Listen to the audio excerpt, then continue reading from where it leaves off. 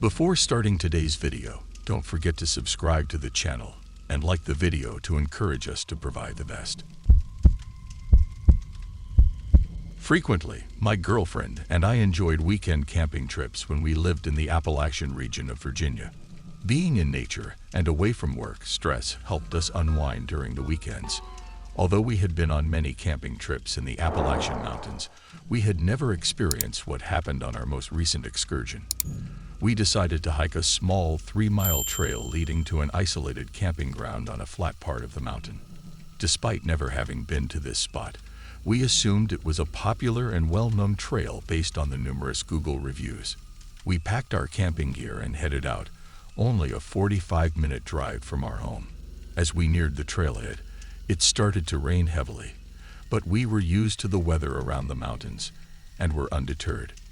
Upon arriving, we noticed only one other parked car, which surprised us considering the trail's popularity.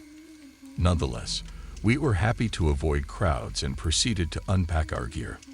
While walking towards the trailhead, my girlfriend noticed a parked car with its passenger door slightly open.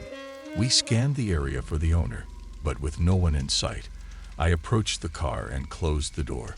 Although the passenger seat was already soaked from the rain, at least it wouldn't get worse. After retrieving our gear from our car, we picked up our pace due to the increasing rain and made our way up the uphill trail, pondering the peculiar situation of the open car door. The rain continued to intensify, and after about 2 hours of hiking, we arrived at our destination, a flat area with a small tent already set up in the middle. Assuming that the occupants were sheltering from the rain, we set up our own tent in a corner of the site and took shelter from the rain, laying our gear out to dry and enjoying some food. Suddenly, we heard voices outside, but the sound of the rain prevented us from hearing what was being said. I unzipped the tent and was surprised to see 2 men kneeling a few feet away, smiling and introducing themselves. They mentioned that they had been staying in the tent in the middle for a few days. After telling the 2 men that my girlfriend and I were only staying for the night, they walked away and I closed the tent zipper.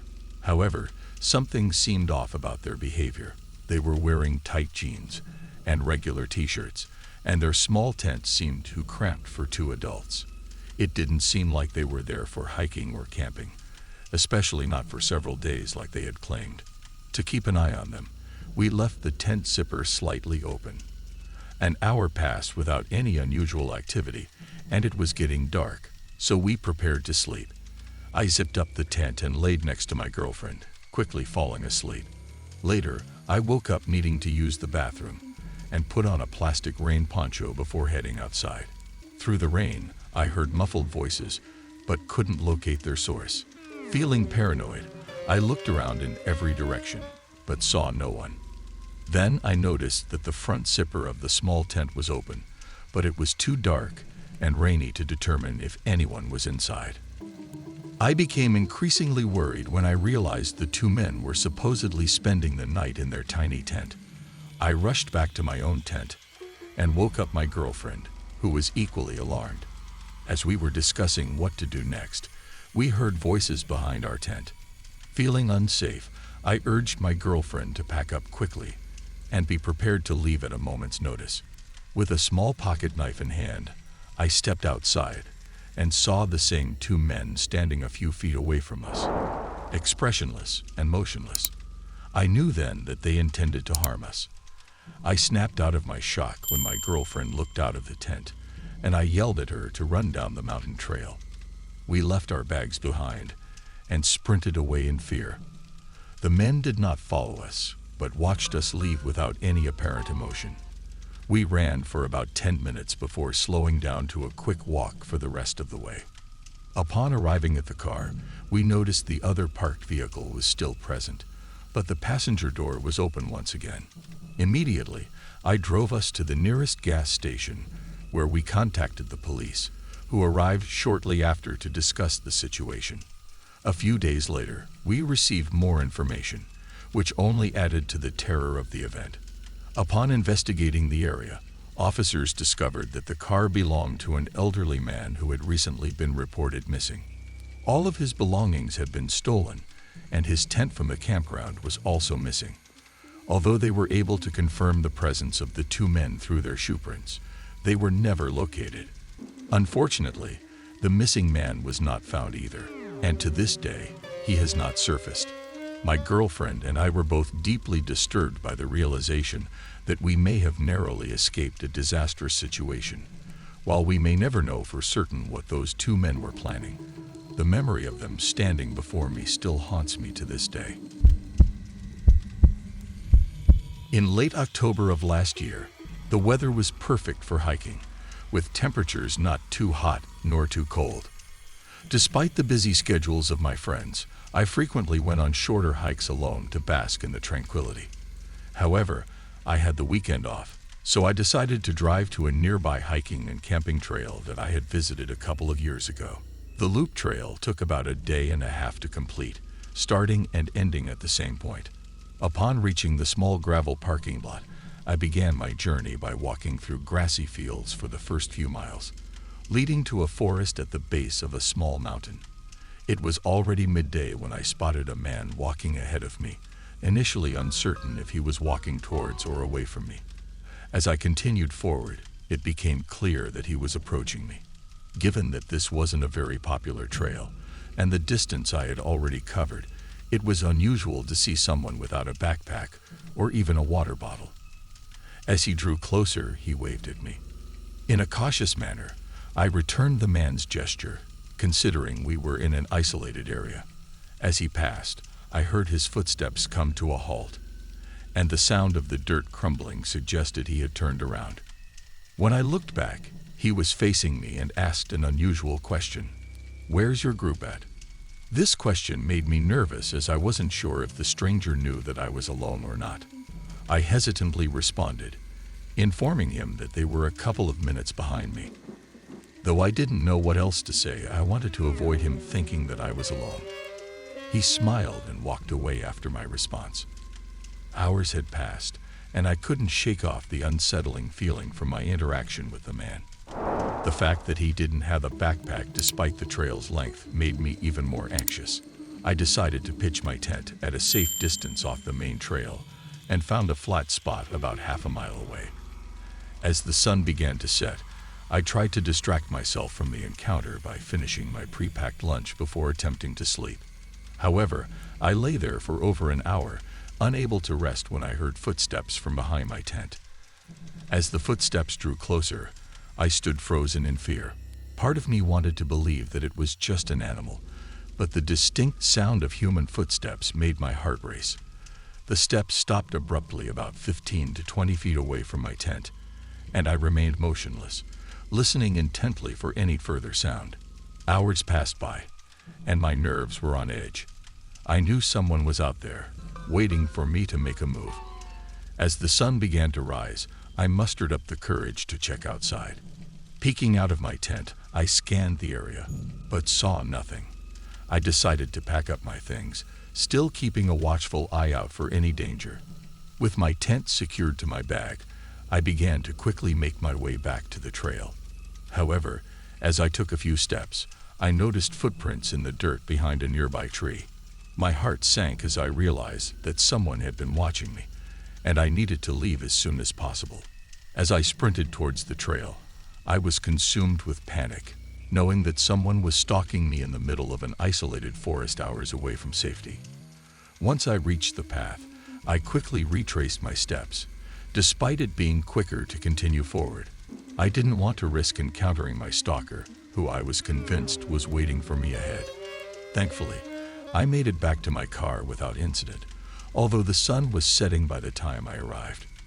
I shared the details of the encounter with my friends, who agreed that I was fortunate to have escaped unharmed. I also reported the suspicious activity to the police, but unfortunately, not much could be done.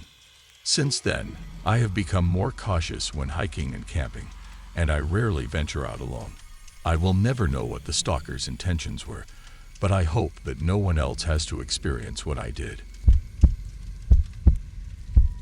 Years ago, at the age of 21, I was good friends with a guy named Jack whom I met in high school. Both of us shared a passion for the outdoors and decided to embark on a week-long backpacking trip in the California woods. We had done this once before, and I had really enjoyed it, so I was eagerly looking forward to it. However, the trip took an unexpected turn on the second night when we heard the distant sound of multiple footsteps crunching on leaves as we were setting up our tents for the night. 3 guys appeared, who didn't really look like campers as they had no backpacks or camping gear. Despite feeling it was strange for them to be wandering around the forest so late, we exchanged somewhat friendly greetings. They asked if we were camping, and we pointed out that we were in the process of setting up our tents and the rest of our gear. They said it was no problem, and just walked away, leaving us feeling uneasy. Jack reassured me that they were probably just hunters in the area, as they were all armed. Later that night, I was woken up by the sound of multiple voices shouting in the distance. At 2 a.m., I yelled out to Jack to check if he was awake. He was, and just as perplexed as I was. Suddenly, we were interrupted by multiple gunshots that sounded like they were getting closer. I asked Jack if he thought whoever was responsible was just hunting. He replied, "No, dude, there's no way they're hunting. We should go." My heart raced as I realized the reality of the situation we were in. We quickly grabbed only our bare necessities and moved west for about half an hour, with the yelling and gunshots barely audible but still persistent until sunrise. All night, we sat listening, wide awake from a mixture of fear and adrenaline. When the sun finally rose, we discussed what to do next, and ultimately decided to wait until noon before heading back to our campsite. Our plan was to quickly pack up all our belongings and make the trek back to our cars, cutting our trip 5 days short. When we arrived at our campsite at noon, we were met with a horrifying sight. It had been completely ransacked, and almost all our equipment was damaged, worth thousands of dollars. But what was even more disturbing were the bullet holes in our tents. We concluded that these people had genuinely tried to kill us. Further supporting this theory was the fact that nothing was stolen from our campsite, only damage. We don't know who did this, but the only suspects we can identify are the 3 people who approached us as we were setting up our tents. The whole experience has left us with more questions than answers, and nothing about it makes much sense, but I feel lucky to be alive. In the end, we salvaged all the equipment we could and made the trek back to our cars. Nowadays, I don't camp nearly as much as I used to. I have been an avid hiker since my younger days, and even at the age of 25, I still enjoy it. I understand that hiking may not be everyone's cup of tea, but it's easily accessible in the area where I live, and the scenic views are breathtaking. Every weekend, I try to explore new trails, and I usually prefer to hike alone. For safety, I carry a knife in my backpack to protect myself from any potential danger that may arise from the wildlife. However, in all my years of hiking, I have never encountered any dangerous situations, and I have never had to use my knife. Well, at least not until a few days ago, when I decided to try out a new hiking trail. I typically hike in the afternoons, but on this occasion, I forgot that the days were getting shorter. By the time I set off on my hike, I realized it would be dark outside before I completed the trail. Unfortunately, I made the unwise decision to go ahead with the hike, even though I had a bad feeling about it from the start. After a few hours of hiking, I had covered about 85% of the trail. However, it was now almost pitch black, and the dense forest made it difficult for the moonlight to penetrate through the trees. The whole scene was quite eerie, and although I had a flashlight, I was uneasy. During the day, the scenery was breathtaking, but at night, it was unsettling, to say the least. I began to regret my decision to continue the hike alone. Suddenly, I noticed a light up ahead on the trail. As I shone my flashlight in that direction, the light immediately turned off. Though hesitant, I proceeded towards where the light had come from, as turning back was not an option.